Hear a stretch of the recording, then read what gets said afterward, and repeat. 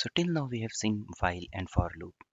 Now assume there is a case where we want to skip a particular iteration for that particular value, or suppose if we want to exit from the loop because it has reached certain criteria.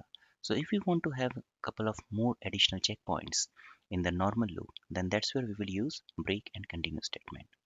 So as you can see, this is the normal flow of a break statement where we start into the loop.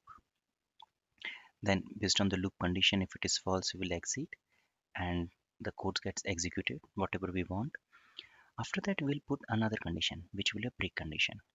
If break condition is true, then rather than continuing the code, it will simply exit, right? And if the condition is false, then it will continue in the loop. So it becomes as an additional checkpoint apart from the loop condition. Similar to break, we have continue statement. So in continue statement, rather than getting exited, it will continue in the loop, but will skip the remaining part of the code, right? So let's understand things with examples in Python code for much better understanding.